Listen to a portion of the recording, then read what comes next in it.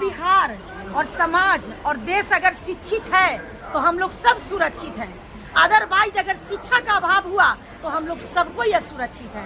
इसीलिए शिक्षा का कोई भी मांग को रोकना कहीं से भी सही नहीं है और शिक्षा के मांग को पूर्ति करना सर्वप्रथम माननीय मुख्यमंत्री जी का फर्ज बनता है कि विद्यार्थियों के मनोबल को वो नहीं तोड़ें। हम लोग अभी दिल्ली जा रहे हैं एक केस काउंसलिंग में। मैडम, देखा जा रहा है कि कल हम लोग वहाँ पे जब बीपीएससी छात्रों के साथ आप लगातार वहाँ पे भोजन की व्यवस्था किए, अच्छा से वहाँ पे बैठ के बच्चों को खिलाएं, क्या कुछ वहाँ पे कैसा माहौल था? वहाँ का माहौल बहुत ही अच्छा था और ये मेरा बहुत सौभाग्य की बात हुई कि मुझे ये अवसर मिला और मैं 22 दिन, आज 23वां दिन उन लोगों का है और वो लोग जिस तरह से मतलब सत्याग्रह पर वो लोग बैठे हुए हैं, तो ये मतलब ये जो देखने के लिए मिला, कहीं ना कहीं गांधी जी का वो दिन याद आ गया कि जब गांधी जी इसी तरह से अपनी इच्छाओं की पूर्ति करने के लिए अंग्रेज के सामने सत्याग्रह पे बैठ जाते थे। तो बिहार में आज के डेट में इस तरह का निष्ठा और इस तरह का मतलब आत्मविश्वास और इस तरह से मांग करने की शक्ति, इतनी सहनशीलता, इतनी कनकनी में विद्यार्थी और टीचर के अंदर में देखने को मिला, तो कहीं ना कहीं ये बहुत बड़ी बात है। मैडम, कैसे आपका ख्याल आया कि बच्चों के लिए भोजन की व्यवस्था करें?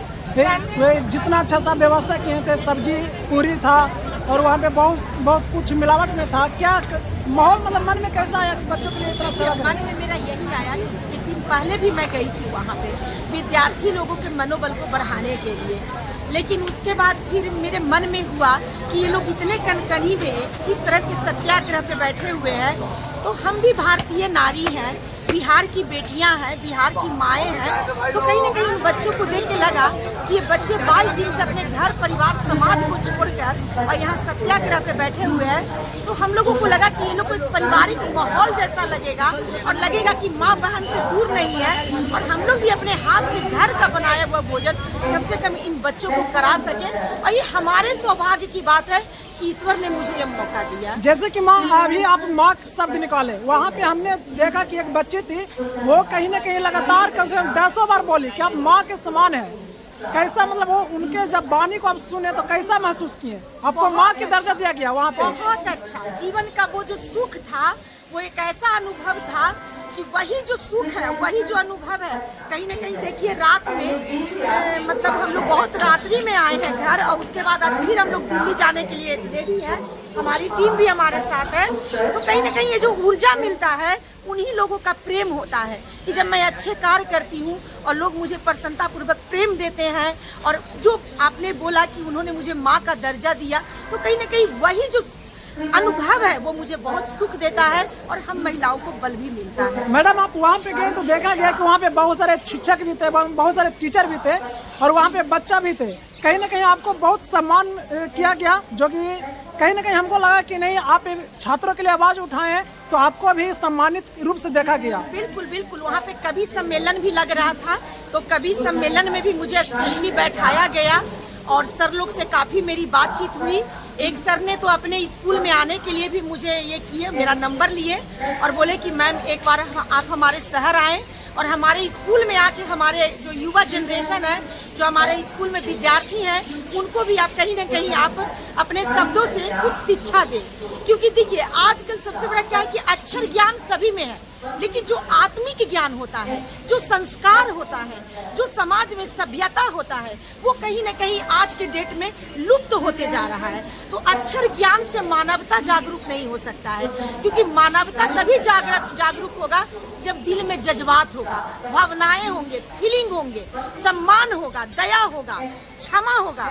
ये सारी जो प्रवृत्तियां हैं, यही मनुष्य को मनुष्य बनाता है। क्या लगता है मैडम, आप वहाँ पे गए, छात्रों से मिले, वहाँ पे बहुत सारे टीचर भी थे, क्या लगता है वहाँ पे आप बैठकर आवाज भी उठाए, काफी वहाँ पे आवाज उठाने का प्रयास किए, एकदम जोश में दम लगे कि नहीं कहीं ना कहीं परिवर्तन लाने का काम करेंगे, लेकिन क्या लगता है मैम कि आपकी आवाज से नीतीश कुमार सुनेगा और ये एग्जाम की मांग होगी बीपीएससी छात्रों के लिए? ये सिर्फ मेरी आवाज नहीं है, वो हजारों हजार युवाओं का आवाज है, हजारों हजार टीचर का आवाज है और समाज में हम माएँ हैं, मैं लगातार बोल रही हूँ कि हम लोग समाज सेवियां हैं, माएँ हैं, बहन हैं, किसी की फुआ है, किसी के बहुत सारे रिश्ते हम लोगों के साथ जुड़े हुए हैं। और कहीं ना कहीं उन बच्चों को देखने के बाद ये लगा कि कोई मेरा बेटा जैसा है, कोई मेरा भतीजा जैसा है, कोई मेरा भाई जैसा है, कोई मेरे मतलब लग रहा था कि कोई मेरे चाचा जैसा है। जो बड़े बड़े जो टीचर आए हुए थे, तो कहीं ना कहीं बहुत कुछ देखने के लिए, एक महसूस करने के लिए फीलिंग मिला कि अगर ये मेरा अपना परिवार होते और इस कनकनी में बैठे रहते तो क्या हम लोग औरतें घर के चार दीवारी में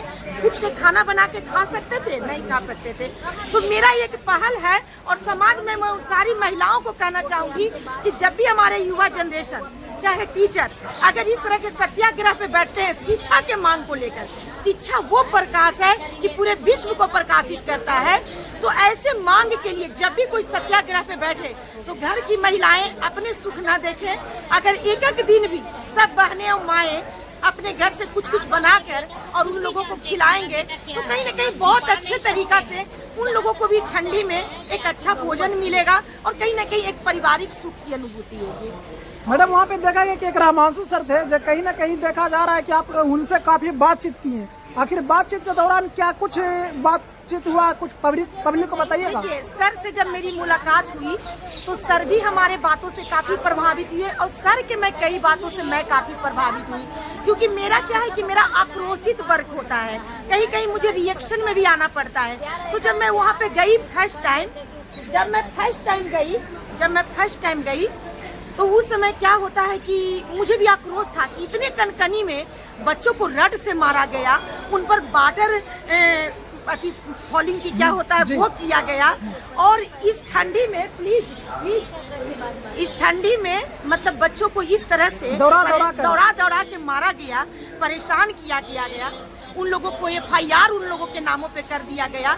एक हमारे कौन से सर थे? रामांशु सर। हाँ, रामांशु सर नहीं, जो जेल चले गए उनका क्या नाम था? कौन?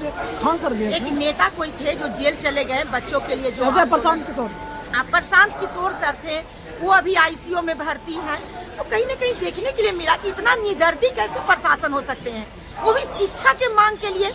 अगर कोई बहुत बड़ा अपराधजनक कोई कार्य हो, किसी चीज के लिए रैली हो, किसी चीज के लिए उत्पात समाज में हो रहा, तो वहाँ पर इस तरह का अगर प्रशासन अपना कड़ाई दिखाते हैं तो कहीं ना कहीं समझ में आता है कि माहौल को संतुलन में लाने के लिए कर रहे हैं। लेकिन शिक्षा के मांग के लिए लाठीचार्ज हो, बच्चों को प्रताड़ित किया जाए, तो ये तो बिहार का दुर्भाग्य है। और कहीं ना कहीं माननीय नीतीश कुमार जी के ऊपर बहुत बड़ा सवाल है कि सर, शिक्षा के मांग के लिए आपने इतना बड़ा पनिशमेंट दे दिया बच्चों को।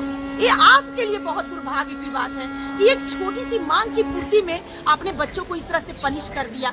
ये बहुत बड़ा दुर्भाग्य है। मैडम, एक अंतिम सवाल रहेगा, जैसे आप महिला हैं, महिला होकर बच्चों के लिए आवाज उठाए हैं, जिस तरह से महिलाओं के लिए, बच्चों के लिए आवाज उठाकर उनको हक दिलाने का काम किए, ऐसा देखा जाता है कि बिहार में बहुत सारे महिलाएं कम हैं जो कि बच्चों के लिए आकर रोड पर आवाज उठाते हैं। जो महिलाएं जो रोड पर नहीं आना चाहती है, उन महिलाओं के लिए क्या प्रेरणा देना चाहते हैं? देखिए, मैं उन महिलाओं के लिए यही प्रेरणा देना चाहती हूँ कि ये बच्चे समाज के बच्चे नहीं हैं, बल्कि हम लोग का भविष्य है।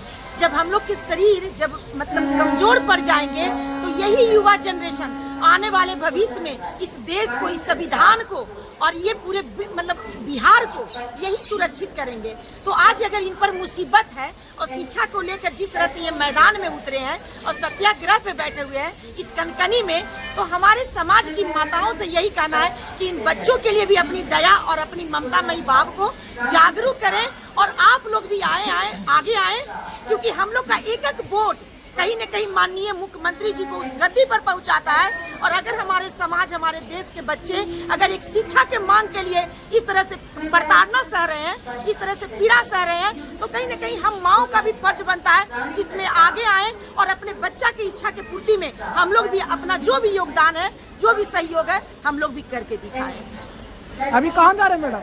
अभी दिल्ली जा रहे हैं। एक भाई रोहतास से आए हैं और वो दिल्ली लगता है कि वो भी पहुंच जाएंगे 8 बजे रात को। तो उन्हीं का एक पारिवारिक मुद्दा है और उन्हीं के परिवार के मुद्दों को सॉल्व करने के लिए मैं जा रही हूं। आप लगातार वर्क करते रहते हैं, एज काफी भी मतलब देखा जा रहा है कि 40 प्लस है, 40 प्लस है, 40 प्लस है, लेकिन फिर भी क्या थकते नहीं है? कभी नहीं। मैं सभी समाज के उन महिलाओं को कहना चाहती हूँ, जो लोग के बच्चे अब पढ़ने लिख के बाहर चले गए हैं, आप लोग बाहर निकलिए, समाज के कुछ काम आइए। घर में बैठ के टीवी सीरियल आलतू फालतू इधर का उधर चुगली चाटी करने से अच्छा है कि हम लोग समाज के लोगों के काम आए और अपने अनुभव, अपने एक्सपीरियंस से समाज में बढ़ते कुरीतियों को रोक सके। क्योंकि हम लोग वो पीढ़ियां हैं जो हम लोग पहले भी देखे हैं और आने वाले भविष्य को भी देख रहे हैं। तो जो हम लोग कर सकते हैं वो कोई भी नहीं कर सकता है, क्योंकि हम लोग के पास बीता हुआ कल भी है और आने वाला भविष्य भी है। तो हम माताओं का फर्ज बनता है कि आने वाले युवा जनरेशन और जो भी भाई बहन मुसीबत में है, उनको अपना जीवन का कुछ पल उनको दे सके। चलिए दोस्तों, तो वीडियो के अब यहीं तक रखते हैं। और यहाँ पे जूली मैडम भी है, क्या कुछ कहिए, कहाँ जा रहे हैं, कहाँ जा रहे हैं, क्या करने जा रहे हैं? काउंसलिंग करने जा रहा है। क्या मुद्दा काउंसलिंग का? वो तो वही मैडम बताई ना। हम नहीं जानते हैं। नहीं, हम जानते हैं, हम ज्यादा बोलना नहीं चाहते हैं। अच्छा। हम बोलिए। कहाँ जा रहे हैं दीदी? सबसे पहले आपको, दर्शक को, देखने वाले को मेरे तरफ से नमस्कार। और मैडम जैसे ने बोले हैं बीपीएससी के लेकर, तो बिल्कुल ये मांग पूरी होनी चाहिए, क्योंकि अगर ये मांग पूरी होता है तो लाखों युवा लोग को रोजगार का प्राप्ति होता है। और बाकी हम लोग अभी केस काउंसलिंग के लिए दिल्ली निकल रहे हैं और दिल्ली से जैसे ही आते हैं तो युवा के लिए हम लोग आवाज़ उठाएंगे ही उठाएंगे, क्यों नहीं उठाएंगे। अगर युवा लोग का जो शिक्षा का प्राप्ति होगा तो हम लोग का भी हौसला बुलंद होगा, क्योंकि कहीं ना कहीं हम लोग का भी ऐसा लगता है अगर बिहार और समाज और देश अगर शिक्षित है तो हम लोग सब सुरक्षित हैं। अदरवाइज अगर शिक्षा का अभाव हुआ तो हम लोग सबको यह सुरक्षित है। इसीलिए शिक्षा का कोई भी मांग को रोकना कहीं से भी सही नहीं है और शिक्षा के मांग को पूर्ति करना सर्वप्रथम माननीय मुख्यमंत्री जी का फर्ज बनता है कि विद्यार्थियों के मनोबल को वो नहीं तोड़ें। चलिए दोस्तों, तो बाकी वीडियो को यहीं तक रखते हैं। वीडियो अगर अच्छा लगता है तो आप लोग लाइक करें, सब्सक्राइब करें। थैंक यू, धन्यवाद।